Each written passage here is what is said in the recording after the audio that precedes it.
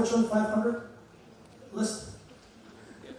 So if you're not familiar, so Fortune 500 is a list of the top 500 companies in, I guess, the world, right?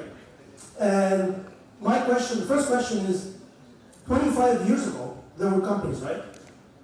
Fortune 500 companies, 25 years ago. How many, percentage-wise, how many you think are still present to this day? Out of the five, and this is like the top, most profitable, the best managed companies and so forth. So it's like they have like a really extensive criteria. So in 25 years, so 25 years ago, how many of them survived to today? Just a percentage, just throw a number. 100%? 20? Okay, so just remember your number, I'll show you the number later. So was it 100, 20, 25, 30, okay? So what about 87% of companies that had issues with their stall? Again, percentage-wise, how many of them you would, let's say, assume or think that they can recover from going down? Just think about 10%, someone said 10? 20, 30, okay? I will show the numbers after the last one. So this is the opposite question of the first one. Today we have 500 Fortune 500 companies, right?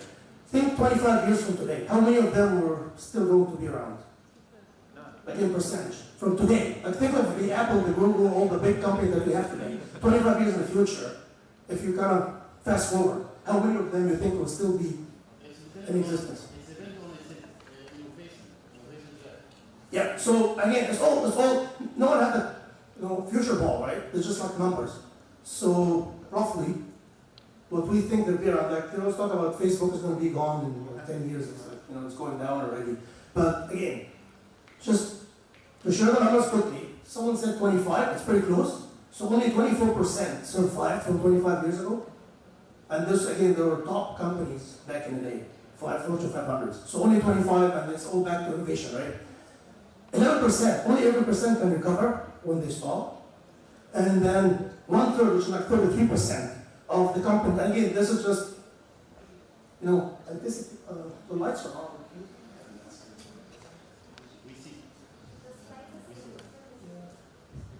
So technical difficulties. Okay, so 1/3, which is like 33% of the top 500 Fortune 500 companies today, they're expecting them to be around after 25 years. This number could be what, 20%, it could be 15%, no one knows, right? But this just the whole thing goes back to innovation, and it's like the tagline I'm using, innovate or die. Okay. So think 2025. So 2020, 2025 is next year. 2025. I'm probably not going to be around, you guys are younger, so you will be here. How many, and the numbers are very different, but if you can build this online, what I always see online here, that they're expecting maybe 10 to 15% of the job that we have today will be around for our kids, and maybe like you guys in the later stage in your career. So this means that 85% to 90% of jobs in 2050 haven't been created yet. So it could be you creating one of those jobs through innovation. Right? So think it's 2050, what, 26 years from now? Right? So this thing, and again, the numbers are different. Before the presentation, I just went to Google looking for what future jobs would look like. It was just impressive, things that you can never think of. Think of apps, an app developer. 10 years ago, do you think there was such thing as an app developer? Didn't exist, right? Things like, like you hear all the ChatGPT and AI and all those things. There's a lot of things happening today that were not around a few years ago.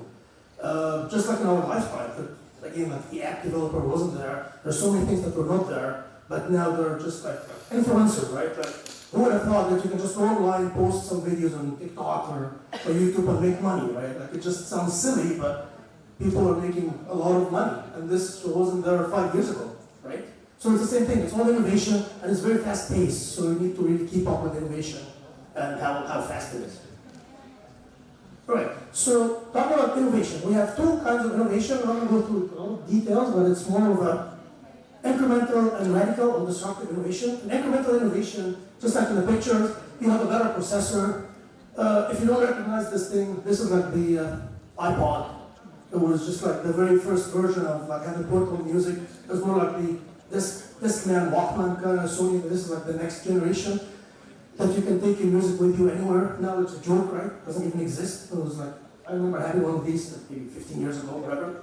And then, I know this is kind of for the guys, but sorry ladies in the room. I think it's Gillette. They came up with this new like razor thing that is just like doing whatever. It's like innovative. So it's very, obviously it looks very similar to what they had before, but it's very incremental. It's still innovative, right? It's not disruptive. It's not like the internet coming up with an internet idea. This is disruption, right?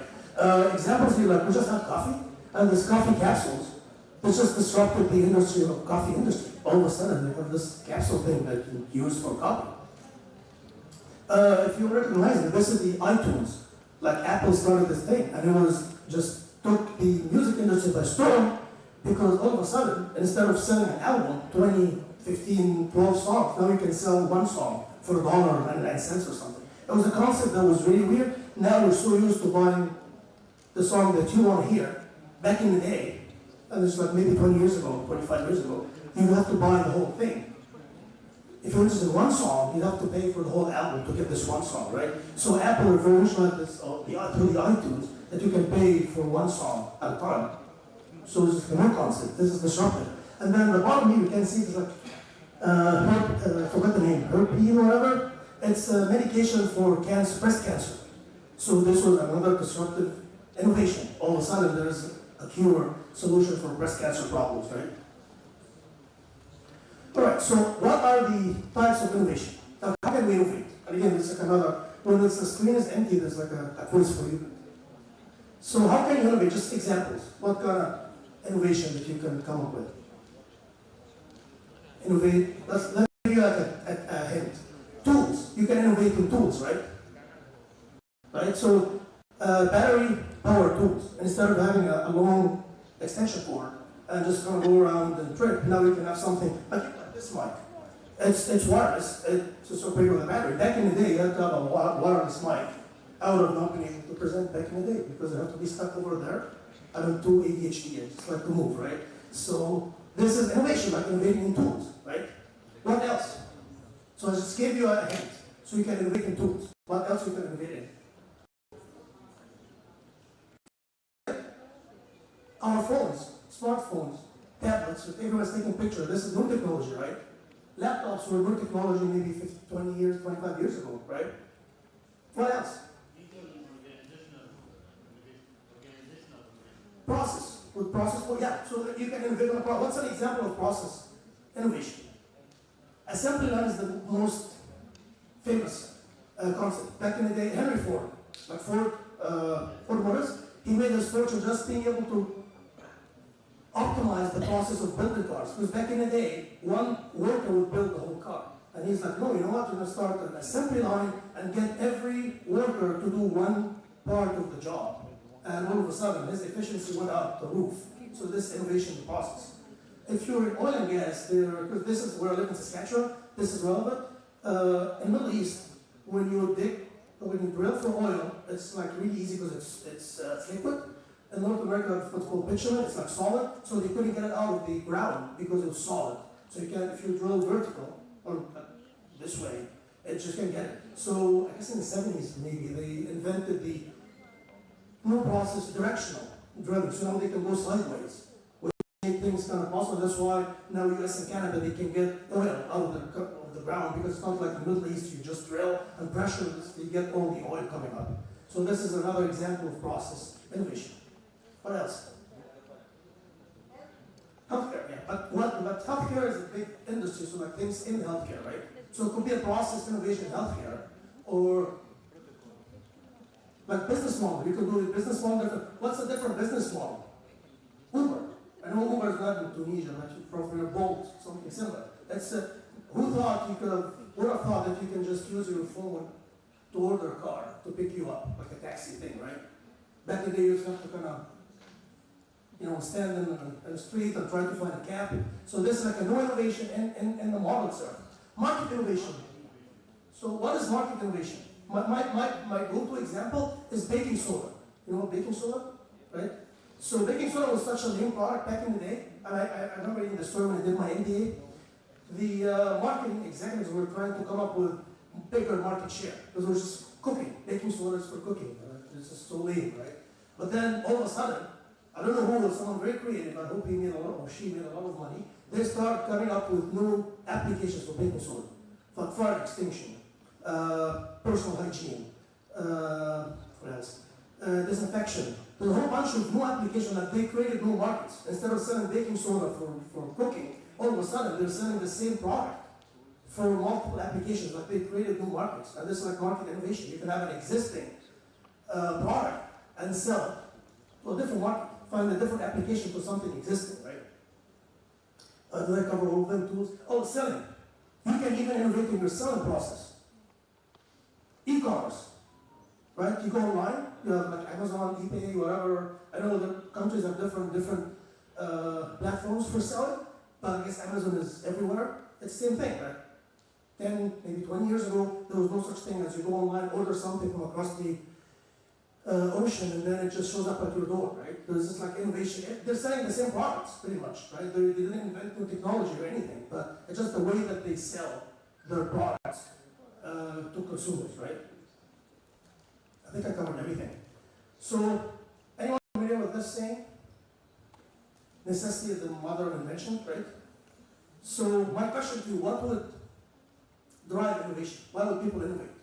No one innovates because they feel like it's cool to be an innovator, right? That just doesn't work that way. Thank you, right? It's a need.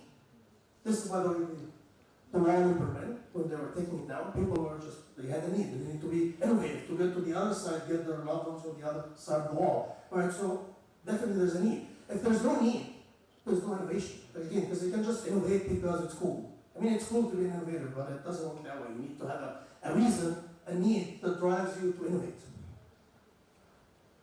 And this is, Leonardo da Vinci's quote that I really like. I think it, to me, it really describes innovation. Because innovation is simple. Oftentimes you see something, it's like Uber, for example, is talking Uber. After the fact, duh, this was so clear. How come I never thought of it, right? And this is the beauty of innovation. The simpler the idea is, the more innovative it is. Like, innovation is not complicated. You don't come up with like I guess, triple integration, Paulian differential equation, whatever innovation. It's very simple, looking for a need, and you have to meet this need or address the need. Makes it very, very simple. And the more simple it is, actually the much harder to find the solution to be innovative. But I think this quote just summarizes it very, very nicely in my mind. Who would be better than our late friend Steve Jobs? If you're I'm an Android user, so but I don't have nothing against Steve Jobs, but for Apple users, like, he came up with his team, not him, of course, him and his team came up with a lot of innovative ideas. And this is what he said: innovation is the ability to see change as an opportunity and not a challenge or a threat. And the reason why I grabbed this quote is now we're going through a lot of transition with AI, and a lot of people are worried about losing their jobs because a robot can do your job, right? But innovators would think of this as an opportunity. It's not something that's new technology stealing my job. It is something that I can capitalize on and use, turn it from a threat to an opportunity, right?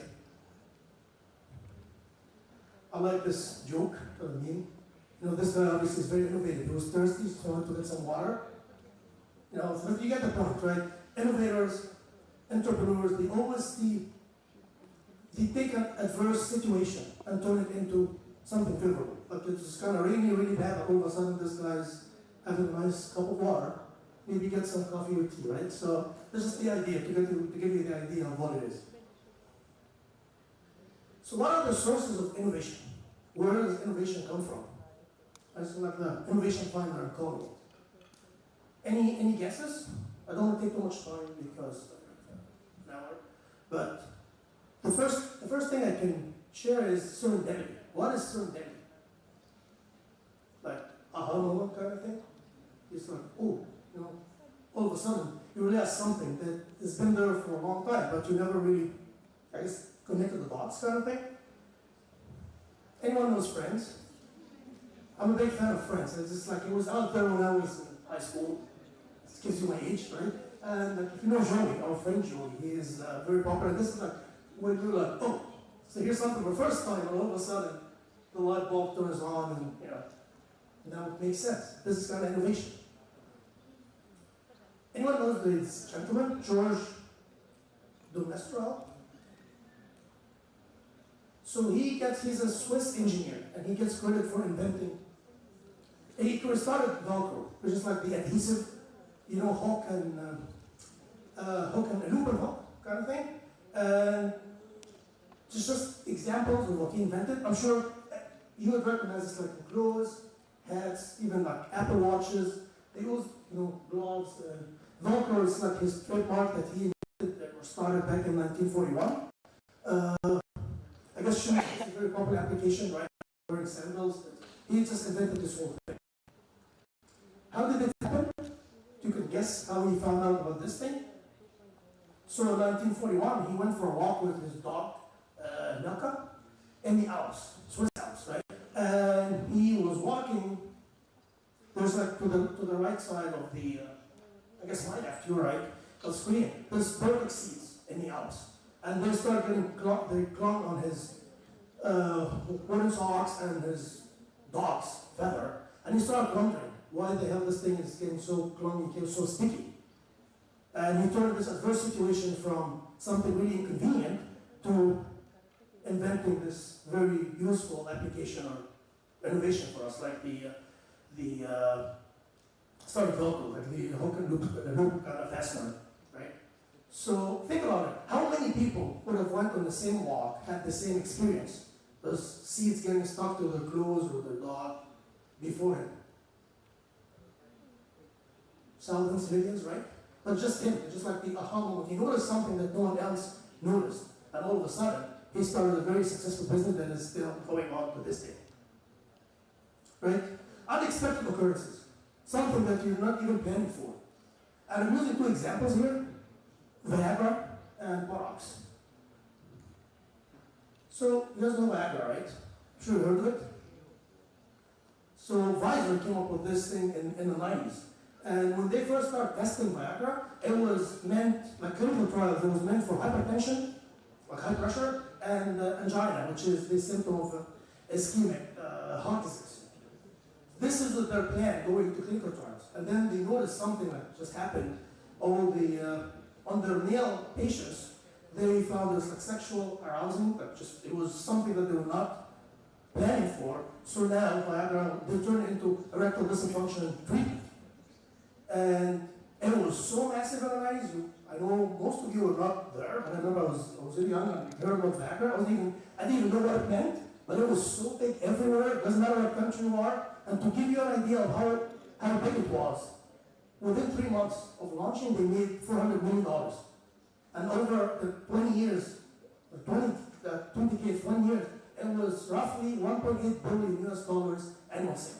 The only reason that this number stopped is they lost their patent, and then generics kicked in. So now we have generics that will do the same job. That's why the Viagra sales went down, but it was just like, there are movies on Viagra, and it was just like unexpected occurrence, like something was not planned at all, and then look what they did, did very well. The next example is Botox. You guys know what Botox is? You're familiar with it? I think it's very popular, right? Use it for cosmetics. Hopefully, we don't have to use it, but some people do, right? But this was not the story of Botox. The story is actually in 1820, when they first discovered it. And they thought it was toxic. Just don't touch the thing, it's very toxic, right? Almost 100 years later, they were having issues with preserving food, and then the canned food industry thought, you know what, we can do this thing to preserve food so that we can store food for longer. And then, I guess what, 70 some, almost 80 years later, someone said, you know what, you can use it for strabismus, which is like your eyes are not aligned kind of disease, to treat it. And it wasn't until late 1990s that they found out that it could be used for products. With the story is like, this one, but took 180 years, almost 200 years to get to where we're at today. So over this course of history, it was never invented for what the application is using it for today. It was something completely different. I mean, different things over the course of time. The other source of innovation is something out of place. It's like, oh, holy crap, this is wrong. This should be fixed somehow. And there are many examples, but the one example that I always use, and again, different countries are different, but this is very typical seen in North America. You have big hypermarkets, big supermarkets, you go to grocery shopping, and you can wait in line for forever, right? And this was very inconvenient. Imagine like you just do your shopping in an hour, and then wait for 3 hours to pay. It's just so inconvenient, right? It happens. So what this led to is self-check. Yeah, this was, someone noticed, like, you know what, this is wrong. There's something that needs to be done to fix it, and they came up with self-check. So now, any grocery store you go to, and again, I don't know how it works in Tunisia, but any store in America and Europe, there's always the self-check, because sometimes you have maybe 1 or 2 items. So why would I wait in line when there's only 1 or 2 items they can check out, versus someone has like a big full cart. Maybe they have to wait in line because there's a lot of things, right? But it doesn't matter how many items you have nowadays, you can always use the self-check. So you can just kind of self-check out, you can check yourself out, you don't have to wait for a line or whatever, right? So again, it's just innovation that came out of a need. There was something wrong that someone thought, you know what, let's fix it. So process and efficiency is another source of innovation which we talked about, like assembly line, whatever. And the example here I'm sharing is FedEx. Everyone knows FedEx, right? You know the story of FedEx, how it started? And it used to be Federal Express, by the way. I'm sure. Yeah, so overnight delivery, because they had some sensitive goods like medicine, computer electronics, they wanted to deliver overnight. And believe it or not, so here's the thing. This gentleman here, his name is Frederick Smith. He is the father of FedEx. And he was, back in 1965, he was an undergrad, just like you guys, in Yale University in the US. And one of his term papers, he outdid FedEx as a term paper. Guess what happened? He barely passed. He got a D, I think, right? Because no one really said, what the hell are you talking about? Why would you, I want to ship something to San Francisco. Why would I send it to Kansas City? I think now overnight. It didn't make sense. People didn't get it. His professor didn't get it. He almost failed his class. Fortunately, he passed. 1971, he started FedEx, and I guess I have to tell you what FedEx is like, right? I have UPS and a whole bunch, Purolator, and a whole bunch of other services based on just a term paper that this guy wrote when he was an undergrad, just like you guys. But he believed in his idea, no one else did. No one understood what he was talking about. And now FedEx is FedEx, right? Another source of innovation is market shift. There's change. So by market shift, I mean change in technology, change in consumer behavior, change in regulations. Like there's no laws that can open up door. I know it kind of sounds weird that no regulation will open up door for innovation, but I will show you how. 9/11, right? You know 9/11? No, I guess older people like myself will remember it. I remember watching it on TV. It was kind of crazy. You guys were not born, right? But I'm sure you heard of 9/11 at all the World Trade Center in the US. It was a really sad incident, right? But it opened up doors for innovation. How was that?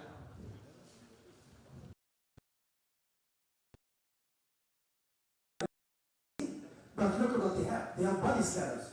They have all this 3D advanced technology to scan your luggage. This was all innovation that came out as a result of 9/11. I would argue that without 9/11, they would have never been able to. There was no need, right? There was no need to come up with a body scanner. Why would you do this? Security measurements at the airport. As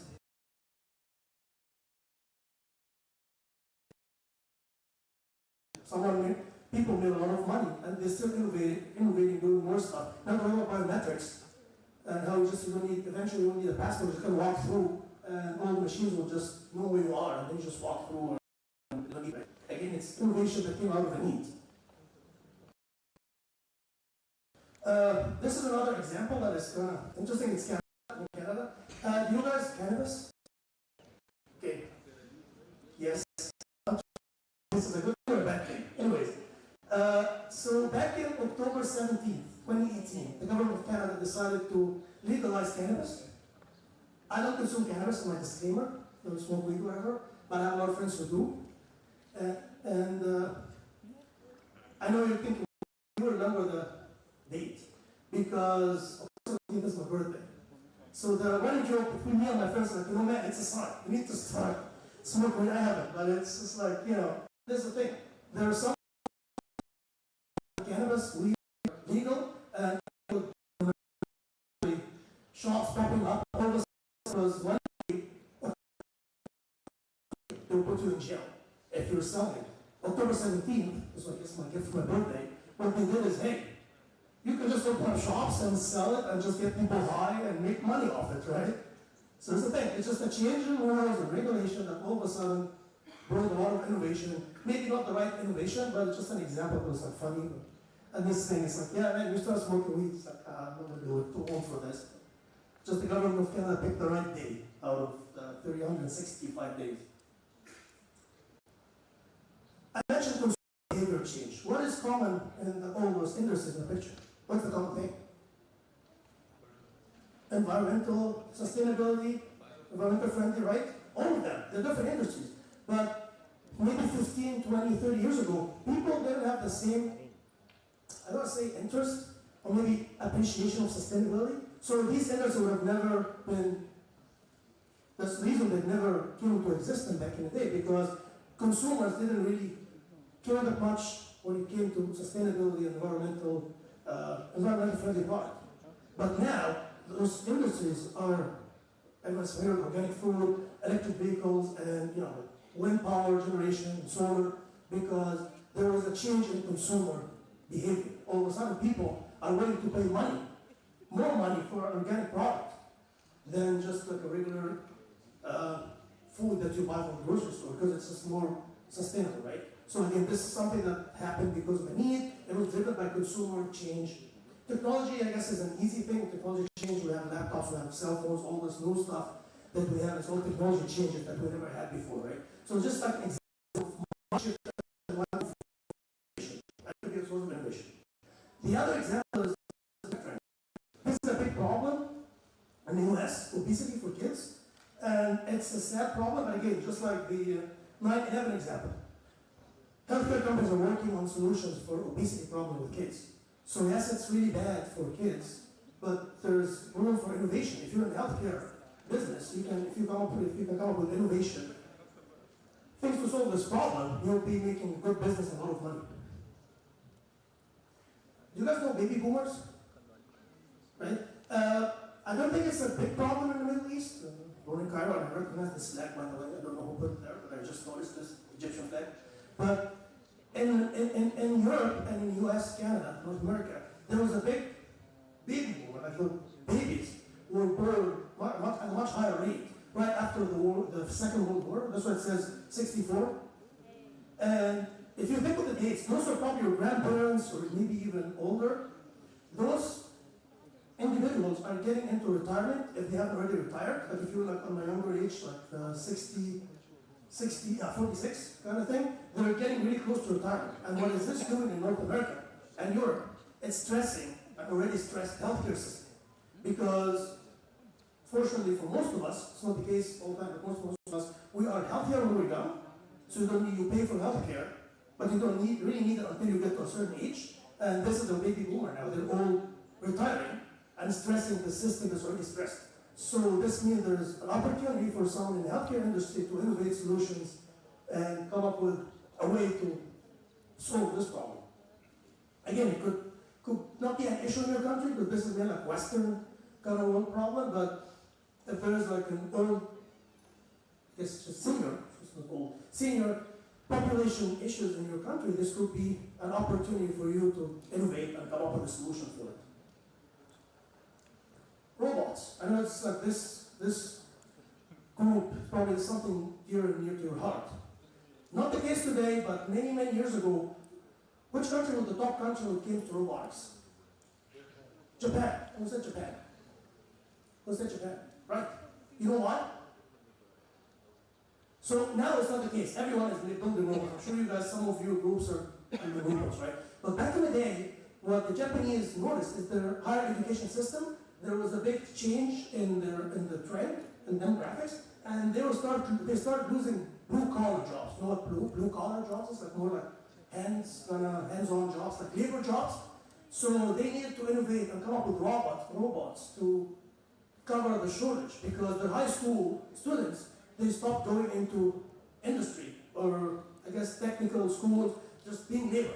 Everyone wants to get like a university degree, and this created a shortage. So Japan started getting really, really good at robotics because they had a need. They needed some jobs that they couldn't find humans to do the jobs. They wanted to innovate and come up with robots that would do a job that Japanese students were not interested to do anymore, right? So of course now, Japan was the #1 country in robotics because of this reason. Again, demographic trends of their high school students.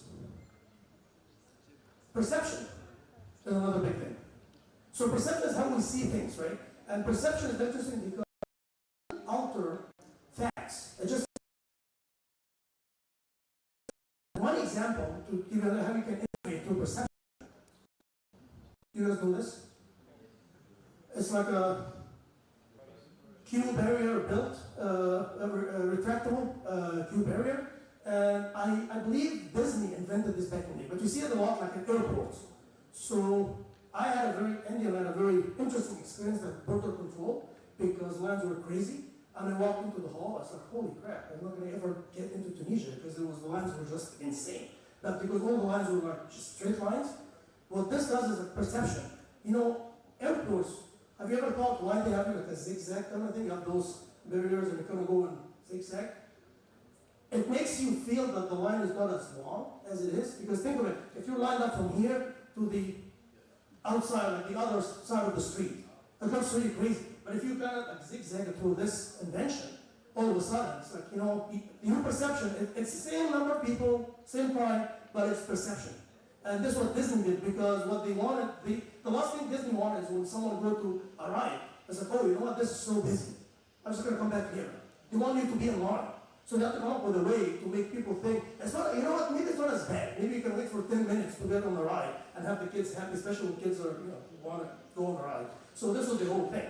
And it all came from perception. Changing people's perception, not changing the facts, but just changing the meaning and how we understand it. And last thing is, this is very engineering-wise, knowledge. Obviously, if you have knowledge of a certain topic or a certain science, you can innovate. Right? Anyone knows the gentleman in the picture? Sorry? Jeff Bezos, no.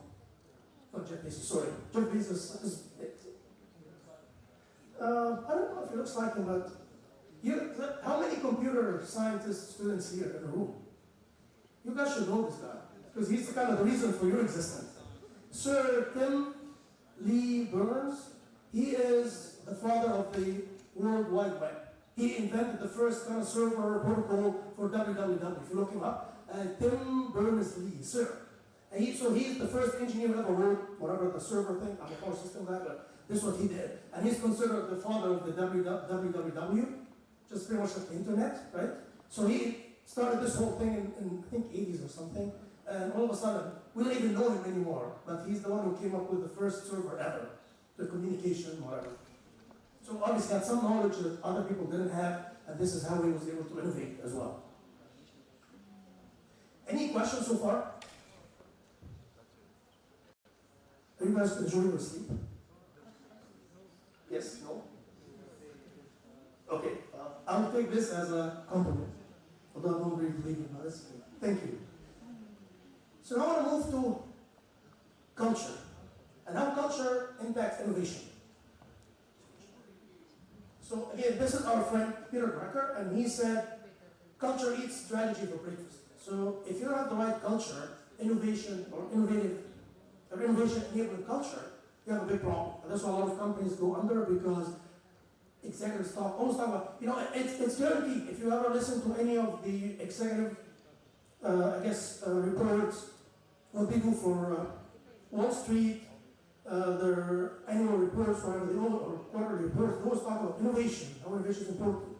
But they don't really change the culture to enable innovation, so just like a lip service kind of thing, because if your culture stifles innovation, you're never going to be innovative. And remember, the company that went down 87%, only 11% were able to come back because of lack of innovation. So it doesn't matter how much good strategy or how your strategy is good and all the planning that you do and management, if your culture does not facilitate or enable innovation, then you're doomed, pretty much. So, before I move, so I want to share some of the, I think there are 5 traits or elements that would enable innovation in your organization. The first one is patience, which is something I don't have. I will say this out loud. I'm a very impatient person. And we're humans. You get really frustrated when things are not going your way. It takes time. It's hard work. It's not something that happens overnight. My mentor always told me to trust the process. And it's hard because it needs time. And I always to remind myself that I need to trust the process when I get anxious. Can't wait kind of things. You have to trust the process because it just takes time. Everything takes time. Remember the borax example? It's like 100 years. 180 years.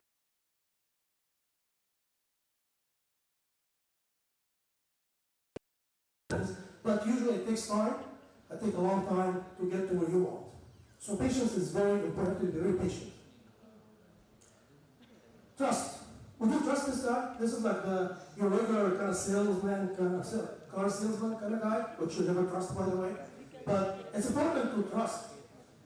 Trust your team member, trust yourself, and believe in your skills, and trust your team members. Usually it's like you have a team, unless it's like a solo project, which is not very, it happens, but it's not very often that you have like one person doing everything. You always have a team, so you need to trust yourself, believe in your skills, and trust and believe in your team as well, to be able to help the culture, to create a culture that helps innovation, right? I don't want this guy to be my team, by the way, from building a team. Risk. Innovation doesn't come, innovation must come with risk. There's no such thing as risk-free innovation, because you're doing something, you're thinking out of the box. You're doing something that no one had done before you, right? Remember the FedEx, Fred Smith? He almost failed his cause because no one really understood what the hell he was talking about. Like if someone had talked to you, I don't know, I remember I like to sing. Henry Ford, when they asked him, why would you invent the car? Did you get customer, like the voice of customer talking, did you ask your customer that this is what he wanted and you what his response was? If I would have talked to my customer, they would have asked me for a faster horse. There was no such thing as car. People didn't know what car is. They used horses for transportation. So if you would have gone to customers and asked, it's important to know what your customers want, but sometimes it's not the answer. Because in the case of Henry Ford, no one would have ever asked him to build a car. No one would have ever asked Steve Jobs to come up with the iPhone or iPod or touchscreen kind of thing. It's just that no one thought of it. The glass that we use for touchscreen these days, I think it was invented, Gorilla Glass, I think it's called, it was invented in the 60s. And it was sitting on the shelf until Apple. So you know what, let's just do this touchscreen thing. It's kind of gimmicky, people may like it. BlackBerry, if anyone knows what BlackBerry, heard of it? It's like a Canadian company, and they went under because their excessive touchscreen was, BlackBerry always, they took a lot of pride in their keypad. It was very interesting keypad back in the day. I used it back in the day. But they failed to see the market is changing. Because all of a sudden, people like this touch screen thing. They thought, this is like a tool, like a toy for kids.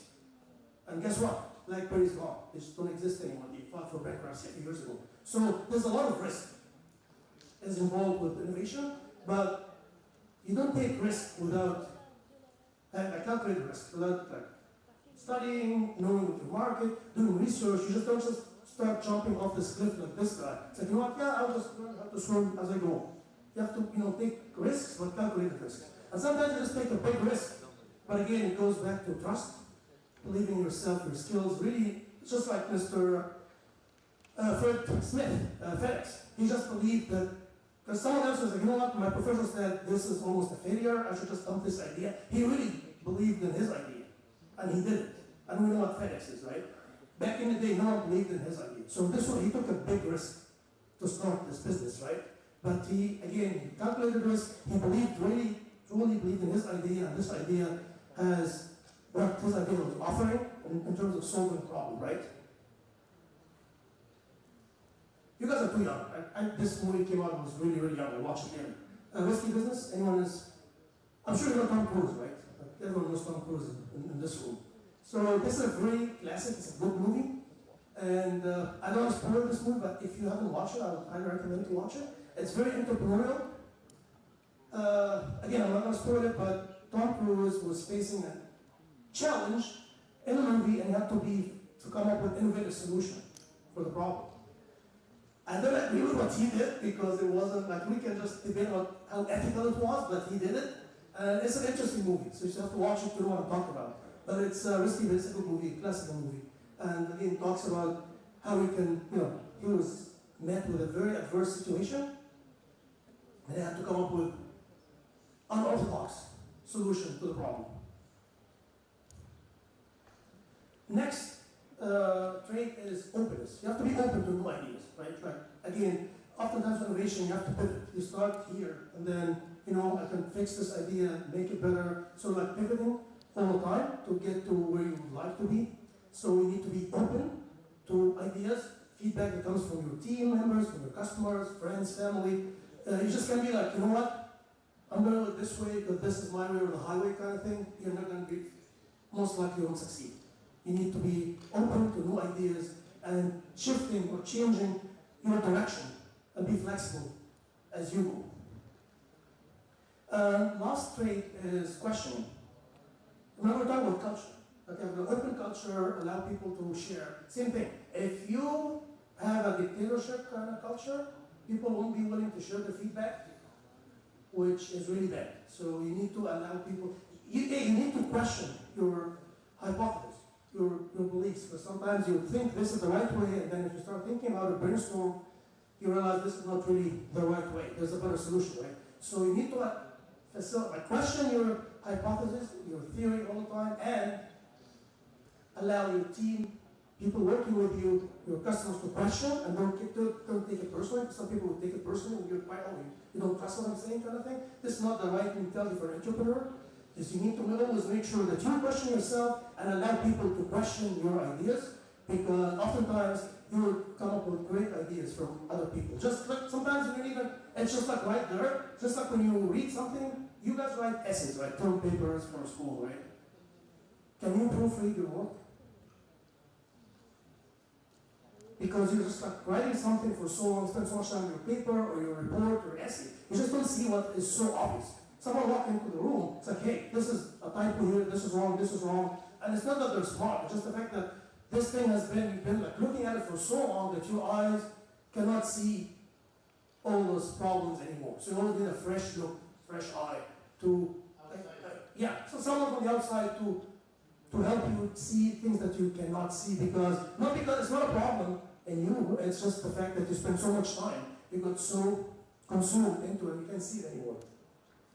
So, and it's important that all 5 attributes are working together, because trust is important, taking risk is important, but if you don't question the risk that you're taking, it will be foolish. You're just like jumping off a cliff, like I was showing this picture. So you need to make sure that you're taking risks, but you question your assumptions, so kind of balance each other, so that the culture is more like balancing. You can't have just like a culture that allows people, it's like all trust, you trust anyone, it's really like a naive kind of thing. You can't just trust anyone who says anything. You still need to question what they're saying, trust people. I'm not saying you don't trust people, but you have to be smart where you put your trust, right? In people, because some people just, for whatever reason, they not trustworthy, right? Like the sales guy, just think of this guy that was showing the car dealer guy that you never trust anyways. He's not trustworthy, right? So what are the common traits or common, like what innovators would share in common? Famous innovators. This is what I'll be talking about next. Any questions so far, by the way? Are you guys enjoying your sleep? Should I ask you to stand up and do some like... You know what? I have an idea. Maybe, okay, can you guys stand up please for a minute? So make sure that you're still awake. I just thought of this idea. Okay. I'm going to do a quick exercise to make sure that you're awake. Okay.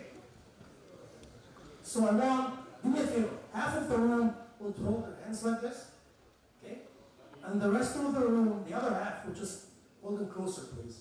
This way, this way. Okay? Sir? Okay. Half of the room, please hold your hands like this, like that far. And the rest of the room, just go this way. Please, like closer, further. Just hold. No, just like keep them steady. If you go like this, you stand like this, you go this and like this. Just hold on. This was not very innovative. And the reason I'm doing this is, when I take a picture, and this will be a proof that I got a standing ovation from you guys. Nice one. And it's it. I got my standing ovation. Even that, right? You have a seat. I was just I've been talking for an hour. You guys probably fell asleep. So, but hey, I got my standing ovation, so I don't care. I guess I2P will give me a raise. IS, the president is right here, so he'll give me a raise. I guess I'm fired. He was sleeping, I wake him up, so I'm okay, a question here? I can't hear you, sorry. How to deal in the face of a society that rejects innovation? What's the right way to work? It's culture, right? It's hard. And you know, some countries, and this thing, like why Silicon Valley is so ahead of everywhere? Because of the exact reason you're asking, right? Because if you think of it, why don't anyone else in the world can innovate, come up with the same idea that came out of Silicon Valley? Like Boston, for example, is a big hub for innovation in healthcare. It's a cultural thing, right? Because a lot of people end up, unfortunately, going to Silicon Valley because, you know, it's just Silicon Valley. I remember Eric, I don't think Eric was in the room, but he mentioned the TSYP tagline. Hopefully I'm planning to be there this year. You guys, the tagline was what? Like Silicon Valley, innovation like Silicon, right? So why is Silicon Valley so popular when it comes to innovation? Because of culture, right? So I would say, you know, you can try working on changing your culture, but it's not easy. I'll be lying. But you know what, you just wake up and convince, let's say we're in Tunisia, make it an innovative country. It takes time, and it takes a lot of people, a lot of champions to do this. So, and it's unfortunate, I mean, it's just, it's really hard. And just like, we speak different languages, we have different cultures, different customs, and to have an innovative culture is not an easy thing. Go ahead, please. Do you think that it is possible to collect innovative minds in our own Silicon Valley, Tunisia, or the Middle East? It's possible, but the problem is, you know, it's not just like innovative minds. You just remember, you need legislation, right? You need funding, you need government support. Because you can innovate and have like the most brilliant, smartest people here or in Egypt or anywhere. But if the government is not supporting you, if you can raise money, it's like an ecosystem. And this is the thing about Silicon Valley. It's an ecosystem. It's not just minds. Minds are, of course, very, very important. You need smart people. But I would argue that if Steve Jobs and those people, I guess I did my mistake when I was taking my standing innovation. Go back to where it was. Yeah, so these guys, I'm going to have a quiz for you, but these guys are innovators. And I would argue if they were born or lived in the Middle East, I don't think they would have come up with the same innovation that they did, just because the ecosystem wasn't there. I'm sure we have great minds in Tunisia, Egypt, and the Middle East, and wherever country we're coming from, and that's why people end up moving to North America, US, Silicon Valley, because of the culture. Rules, government support, money, access money. There's so much money that you can access there, like capital, venture capitalists, and just funding your products. Because here, not that much money, right? So it's a really tough question, but yeah, it's the right question to ask. How can you change the culture? But unfortunately it's not an easy thing. Otherwise, everyone would have been an innovator, and you hear of innovative hubs everywhere, every country. But Silicon Valley is Silicon Valley. It's just that. I know in India there's Bangalore, and I know these guys are doing a good job, but they're trying to copy the same thing as Silicon Valley, right? But it's just a cultural thing. And I know we have a lot of Indian friends here. I've never been to India. I read and hear about things, so they can probably share more insight. But it's not easy to build the ecosystem, not just like smart people. Because if you look at like Silicon Valley, it's an international campus. People from Middle East, from India, from China, everywhere, right? It's just like the minds are there, you just need the culture that will enable innovation. Did I answer your question? There was a hand here, right?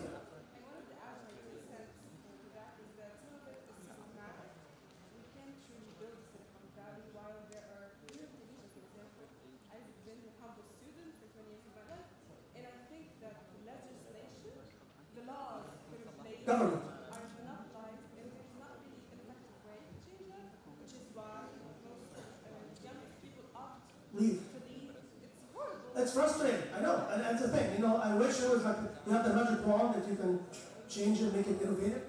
It's hard. So I believe you're working helping students innovation. And by the way, your 2 cents are worth a lot. And my joke is it 2 cents Canadian or American? Because American 2 cents are way more expensive than the Canadian ones. I always use one of my emails when I'm sharing it with my American friends, like, hey, it's my 2 Canadian cents. I know it's not, doesn't work the same, but at least it's my thoughts. But yeah, that's absolutely, this is the truth. Like, I'm not gonna lie, it's, oh yeah, you can just work and change the culture. It's really hard. And it's one of the things that's kind of top-down kind of thing. Like, it has to come from people in power, government. So like, they have to build some ecosystem. But if you're coming from the great minds, like bottom up, it doesn't work. It has to come from the top of the ladder, which is usually government, powerful people, right? People with money, you know. Sorry.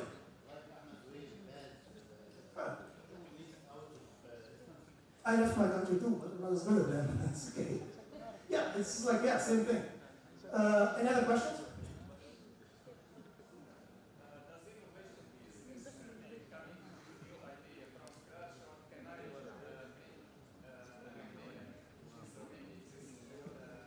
So I'm not sure if you're here from the beginning, but one slide I talked about incremental and disruptive. So what you're talking about, what you're describing is incremental innovation.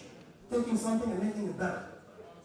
Yeah, like Intel processors, right, or AMD. It's a processor, right, but they keep coming up with better generations. Your iPhone, your tablets, your Androids. It's an existing. It was disruptive many years ago, but now it's not. But what they do is they keep making it better, right? So this is what they call it. It's still innovation, but it's incremental. It's not disruptive. It's not something like out of the box, but it's still innovation. So there are 2 kinds of innovation. Making things more efficient is innovative. I mean, it's still there, but making the process more efficient. I used the Henry Ford example, right?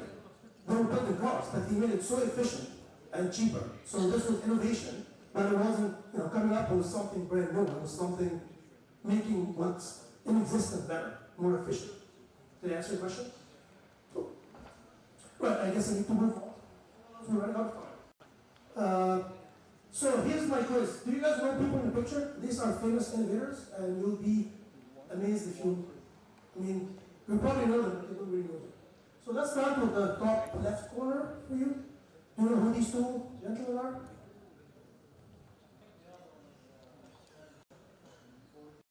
Ford is not on the picture. Okay, for the sake of time, I'm going to cheat. HP, right? I have an HP laptop. So these are the 2 gentlemen who started HP back in the day. Bell Hewlett and David Packard. Okay, so what about these guys? It would be very sad if you don't know them. No. It's not Steve Jobs, no. Google. I'm talking about these guys. Google guy. Google guys. Right. These are the 2 that started Google when they were students. At like Stanford, I think, or Stanford? I think it was Stanford. Some university in California. So they're the 2 Google guys. Right? And then what about the last picture? Steve Jobs. This was an easy one. Yeah, Steve Jobs and Wozniak. Unfortunately, most people forget about Wozniak. They think, oh, Steve Jobs invented the iPad, the iPhone. No, or the MacBook. It was Wozniak. It's like the brain behind the whole thing was Wozniak.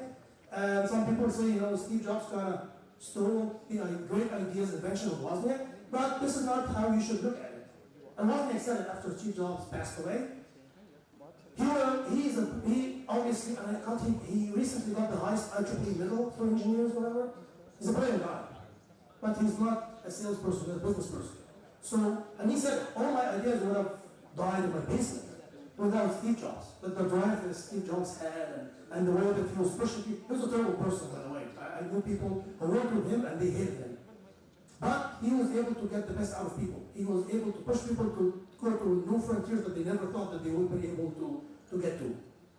So it's very important to team up. If you're the brains, you need someone to be the marketing business guy. If you're the business person, you need to find the brains that does all the engineering, design stuff that, and often it's just like a team. I use football, hockey. I guess here soccer, football would be a good example. Not everyone is a striker. You need a goalkeeper, you need a defenseman. It's a team, right? Like you need people with different skills. And this is something that we do as humans. We get attracted to people that are like us, enjoy things that we enjoy. But when you're building a team, you need to find people that complement your skills. Because if everyone is so good at like sales and presenting, who's going to design?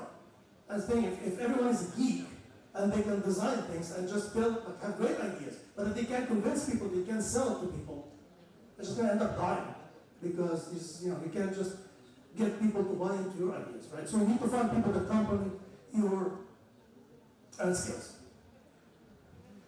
So I would say that I would argue that the one common trait between the inventor that we saw in the previous picture is passion. You have a passion to change the status quo. You have a passion to come up with something new, right? Just like this kid. Really cool. So what is passion? It's like a drive, right? Like very emotional. You like, again, FedEx, you just believe in yourself. You just like, it doesn't matter what hurdles you're facing, you still push and get it done because you believe in yourself. So, you by now I like pictures, so here's a picture of passion. I love this kid. He's just going for it. It doesn't care he's being rejected, but he's still going for it because he believes in himself. It's passion, right? Don't do this one already. This is passion, right? This is passion too. Anyone, I guess football people, soccer, you know this guy? Jose Mourinho, right? He is one of the top, I guess he's kind of running now, but he back in the day was like the biggest football, soccer coach in the world, right? And you see how passionate he is? Someone scored the goal, and this one, he didn't care about his suit, or it's just like passion. You can see passion right away. When there's a passionate person, you can tell that this person is a passionate person. This is not passion. Right, you can tell. These people's like, what the hell I'm doing here kind of thing. Oh shit, it's this, that. Oh, another. I like to pick on Microsoft because Microsoft. Let's stop there. So they're just there. You can tell. Their facial expression is like another presentation. Would you ever buy anything these guys are selling you?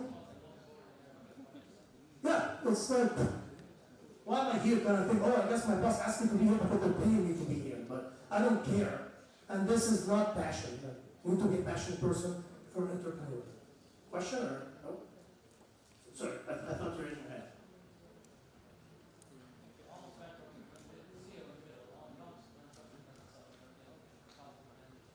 I can't believe this, right? Yeah.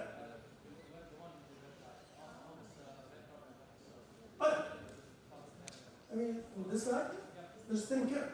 And that's why Microsoft is Microsoft. Why do you think Google and Apple would just took Microsoft for a ride? Because there was like younger innovators, people are passionate, like I showed you the Google guys, right?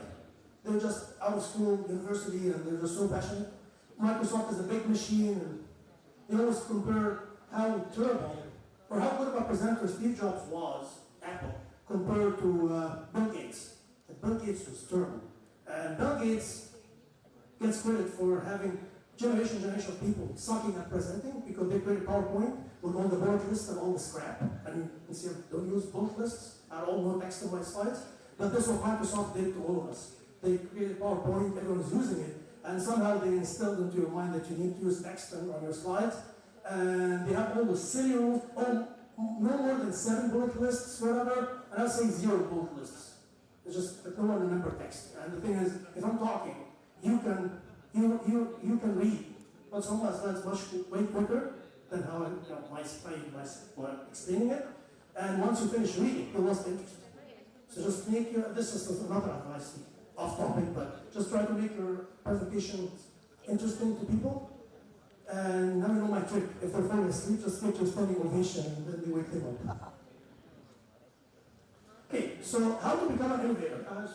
This is like my last part. I don't know how much time I have, maybe 15 minutes. I think I can get it done.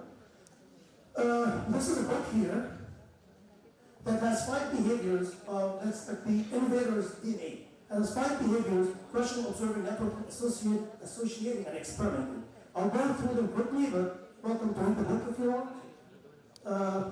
And by the way, if anyone is interested in those slides, I can share them. They're all images, as you can tell. No one knows what I'm saying except me, which is a good thing because I can scroll up and no one knows. No one has my script.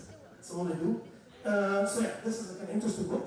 So I will go quickly through each trait behavior just briefly because of time. So first thing is questioning. I'm talking about questioning. You need to be able to question your hypothesis, the question status quo. Make sure that you try to think differently than other people. And who was the best at asking questions? Who said children? Thank you, right? You know how, like, kids who call them annoying? It's like, why? Why? Just get out of here, why, right? But they're doing something, they're drilling down because they're trying to understand. This is like natural, it's innate. They haven't been, I guess society hasn't corrupted them thinking that it's bad to ask questions. And they always talk about the 5 W's, they keep asking why? Oh, that's like 15 more minutes or 5? An hour and a half? Okay, I will quit. So, and why not, right? What if is a big question, like, what if you can turn your laptop into an iPhone? And then there's another book, like how to ask questions, like art of asking questions. And they always say that, asking, it's not the right answer that matters, it's the asking the right question. Because once you ask the right question, you'll get the right answer that will lead you to innovate. Observing. Another thing, you remember I mentioned the gentleman, George Dinistrel, who was walking in the Alps and he's like observing something that no one else observed. Another example, can you guys guess who this is? This is a depiction, obviously. Who? Isaac Newton, right? How many apples fell before Newton? And can you count them? But he was just sitting there and said, oh, why go down and then go up? And all of a sudden, we all studied Newton laws and gravity and whatever. It's just like observing a person. Networking is very important. And I can talk about networking for another hour, but I can't do this because Dr. Ola is giving me the eye. And Andy's going to fire me. I don't want to be fired yet. So networking is a big thing. We can talk about network offline, but this is like you're doing the first step of networking, just being here, so it's good for you, kudos for you. And I guess, just quickly, you may have heard the saying before. It's not what you know, it's who you know what we know, right? And I will add something to this saying, my mentor always told me. It's not just who you know, it's how well you know them. Because, here's an example. We met this week, right? But, so we gotta know each other, we're acquaintances. But if I send an email to you, or try to call you, everybody's busy. But you get out of your way to make things happen for me?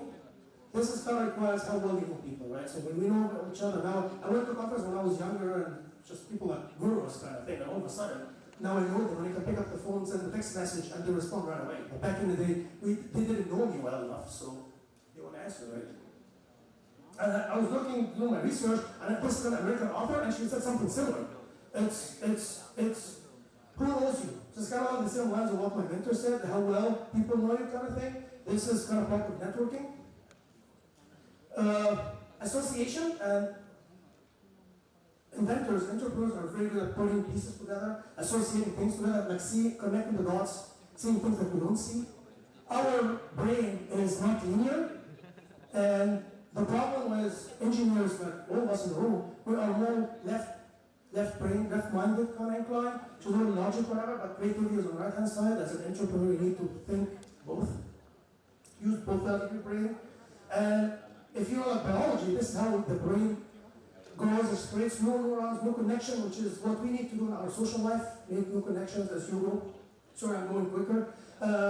Which network will lead you to explore, so you can explore different industries, different applications, because you can come from an industry, use concepts from one industry in another industry, and this is innovative, I guess, application or incremental innovation as well. Last thing is experimenting. You just need to experiment your hypothesis, and they say fail fast, fail often. Failing is not bad as long as you learn from it. If you fail and don't learn, this is really bad. But if you fail and turn failure into a learning lesson, you'll learn from it. If you were here previously, WD-40, 40 times, they failed 39 times until they got, when Eric was talking about the WD-40, it's like a big product.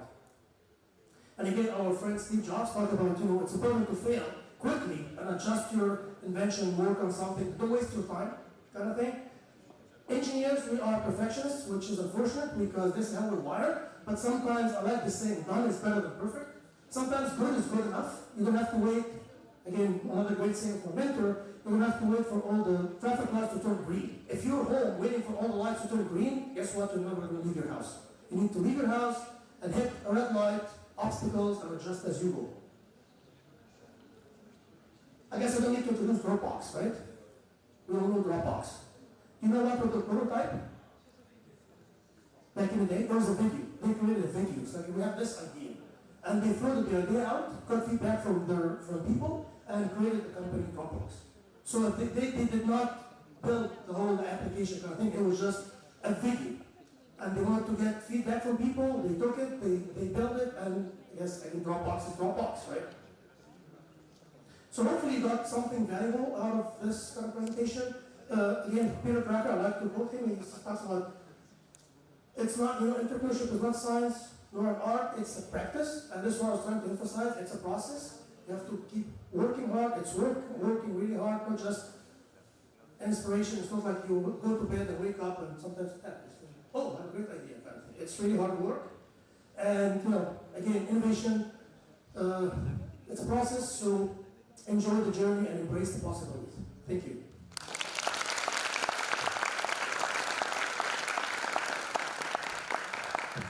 Thank you, Negat sir, for such an interactive presentation. How many of you enjoyed it? Yeah, I was happy to see that. How many of you feel you are energized now? Because when I was like introducing him, right, I was saying everyone will be get energized. How many of you get energized now? Only few. That's fine because not everyone will become an entrepreneur. But I hope at least if we get like few people, few innovative entrepreneurs from this crowd, it's going to be really a good success for us because we will always have a success story. Maybe next year when we come, we will see a lot of entrepreneurs over here. So thank you. I would like to hand over to the MCs.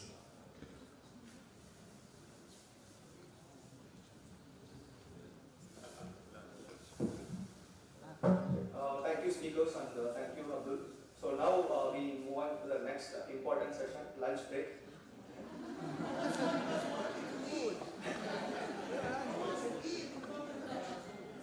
Yes, to enhance our energy more, sir, to interact with you further. Yeah. Okay. So after lunch, we are going to begin with the track evaluations. So the venue for the track evaluations, people who are offline here for the YESIST12, kindly take a note. For the special track and the maker for IBM Hatham. So special track and maker for IBM Hatham. And for the junior Einstein, IBM Zazar.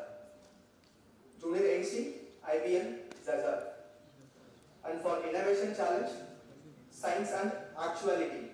For innovation challenge, science and actuality. And for V-power track, fourth floor. So I will repeat once again. For special track and maker for IBM Hatham. And for junior Einstein, IBM Zazar. And for innovation challenge, science and actuality. And for V-power track, fourth floor. So host committee volunteers will guide you to reach out to the venue. So please make sure to be present at 2:15 p.m. Your track evaluations will begin at 2:30 p.m. So first I would request TechX participants to go for the lunch. So TechX participants, please go for the lunch. So YESIST participants remains here in the venue.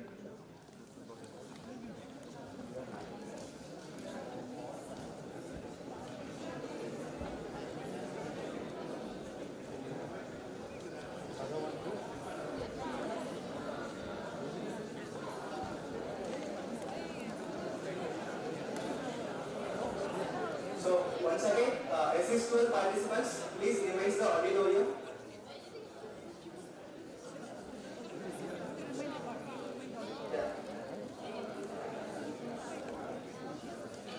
So once the TechX participants went for the lunch, then we will start for the same.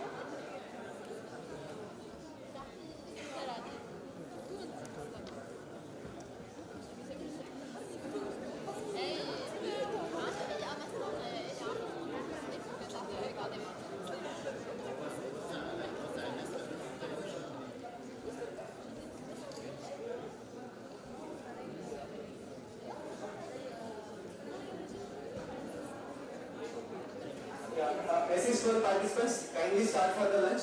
Host committee volunteers will guide you. And please make sure you are present at 2:15 p.m. in your respective venues. Thank you.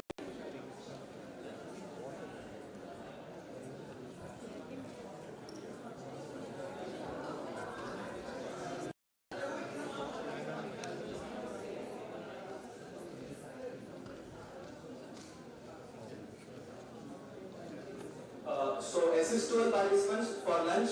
It has been arranged in the cafeteria. So you just have to take left after leaving this hall. So just take left